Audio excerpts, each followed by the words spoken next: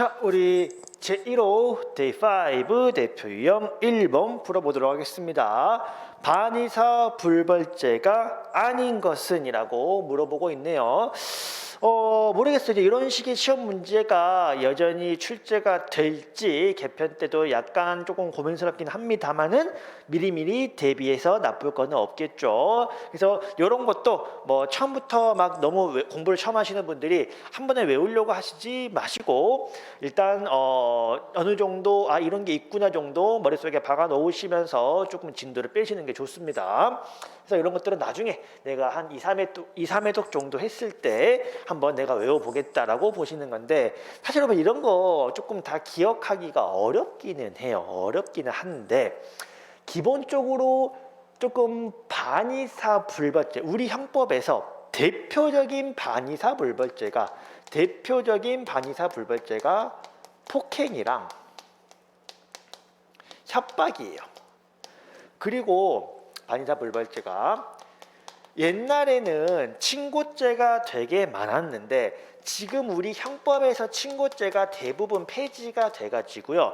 친고죄가 남아있는 게 별로 없어요. 남아있는 게 별로 없고 그나마 남아있는 게 모욕죄 남아있고요. 사자 명예훼손죄 남아있고 비밀 누설죄 뭐 요 정도 지금 남아있는 상태예요. 요 정도 남아있는 상태여가지고 친고죄가 이제 얼마 남지 않은 상황이다. 그 말인즉슨 여러분 이러한 범죄들은 아무래도 일반의 다른 범죄들보다 피해자랑 합의를 하게 되면 굳이 처벌할 필요가 없겠다. 그런 느낌이 드는 범죄들이에요. 그래서 한번 이런 관점에서 보면 외국의 원수를 폭행하거나 모욕을 하거나 폭행을 하거나 모욕을 하거나 이런 식의 것들은 피해자하고 합의를 하게 된다면 조금 봐줄만 하다라고 보는 좀 반의사 불벌죄의 성격을 가지고 있고요. 마찬가지로 폭행을 하게 되는 경우도 우리가 좀 반의사 불벌죄로 규정을 하고 있습니다. 또 여기서 우리 이제 그 사자 명예훼손죄 같은 경우에 친고죄로 규정을 하고 있고 기타 명예훼손죄 관련들은 또 반의사 불벌죄로 규정을 하고 있습니다. 그리고 과실범, 고의범이 아닌 과실범의 경우에도 피해자랑 조금 합의를 하게 되면은 봐줄만 여지가 많겠죠. 그래서 이런 것들이 쭉 이제 반의사 불벌죄에 해당을 하는 것이고 조금 주의해서 보는 거 강금죄는 상당히 좀 중한 범죄예요, 여러분. 좀 중한 범죄이기 때문에 이거는 반의사 불벌죄로 규정되어 있지 않고 폭행 중에서도 흉기를 휴대하거나 여러 명이 폭행을 하게 되는 위험성이 높은 폭행 같은 경우에도 반의사 불벌죄로 규정을 하고 있지 않다. 따라서 이런 것들은 조금 암기를 해놓고 있으시면 좋고요. 그 다음에 뭐 이런 것도 반의사 불벌죄라고는 하는데 조금 이제 이런 걸 암기하시는 수밖에 없고 근데 우리가 좀 감각적으로 맞추는 것들은 뭐 이런 것들은 우리가 조금 반의사 불벌죄로 암기하기가 괜찮고요. 그 외 이런 것들은 반의사 불벌죄로 규정되어 있지 않다. 따라서 어떤 폭행이나 모욕이나 명예훼손이나 과실이나 조금 이런 것들이 친고죄 아니면 반의사 불벌죄가 되는 경우가 많이 있는데 친고죄는 요거 외에는 거의 없으니까 나머지는 반의사 불벌죄다 정도로 기억을 하시면 되겠습니다. 그래서 뭐 정답은 2번이기는 한데 뭐 이걸 꼭 정답을 맞추기보다는 최대한 내가 그때 암기를 하고 범죄 성격 왜 친고죄인지 왜 반의사 불벌죄인지 어쨌든 피해자랑 합의하면은 굳이 처벌할 필요성이 사라지는 성격의 범죄거나 좀 약한 정도의 범죄가 주로 반의사 불벌죄 친고죄고 그렇지 않은 것들이 일반 범죄로 규정되어 있다라고 생각을 하시면 되겠습니다. 자, 우리 제1호 데이 5 대표 유형 1번 풀어보도록 하겠습니다. 반의사 불벌죄가 아닌 것은 이라고 물어보고 있네요.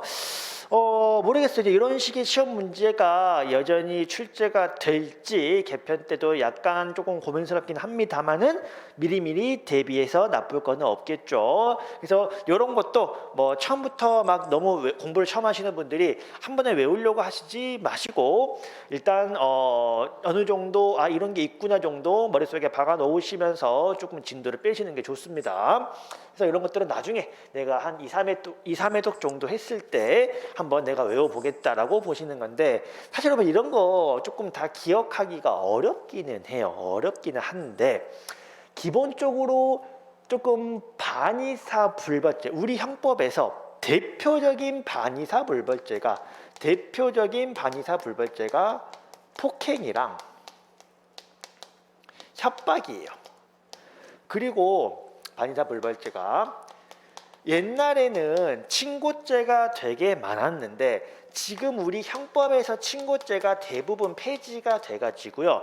친고죄가 남아있는 게 별로 없어요. 남아있는 게 별로 없고 그나마 남아있는 게 모욕죄 남아있고요. 사자 명예훼손죄 남아있고 비밀 누설죄 뭐 요 정도 지금 남아있는 상태예요. 요 정도 남아있는 상태여가지고 친고죄가 이제 얼마 남지 않은 상황이다. 그 말인즉슨 여러분 이러한 범죄들은 아무래도 일반의 다른 범죄들보다 피해자랑 합의를 하게 되면 굳이 처벌할 필요가 없겠다. 그런 느낌이 드는 범죄들이에요.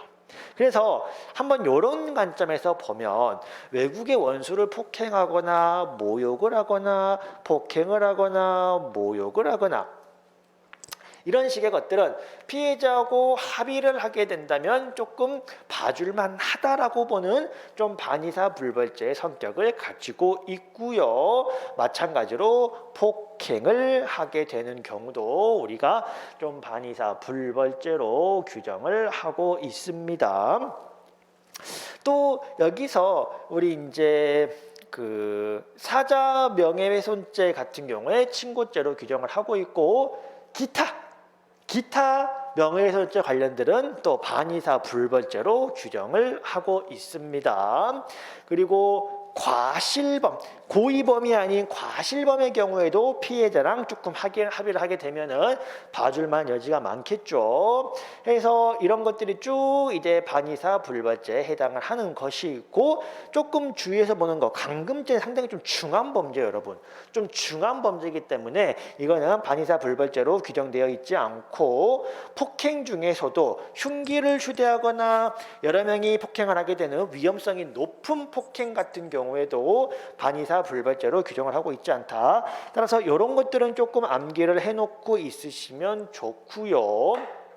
그 다음에 뭐 이런 것도 반의사 불벌죄라고는 하는데 조금 이제 이런 건 암기하시는 수밖에 없고 근데 우리가 좀 감각적으로 맞춤하는 것들은 뭐 이런 것들은 우리가 조금 반의사 불벌죄로 암기하기가 괜찮고요.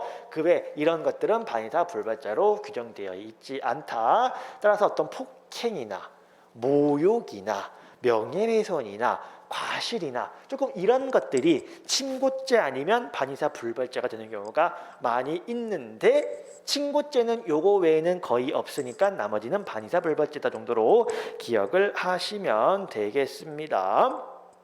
그래서 뭐 정답은 2번이기는 한데 뭐 이걸 꼭 정답을 맞추기보다는 최대한 내가 그때 암기를 하고 범죄 성격 왜 친고죄인지 왜 반의사 불벌죄인지 어쨌든 피해자랑 합의하면은 굳이 처벌할 필요성이 사라지는 성격의 범죄거나 좀 약한 정도의 범죄가 주로 반의사 불벌죄 친고죄고 그렇지 않은 것들이 일반 범죄로 규정되어 있다라고 생각을 하시면 되겠습니다.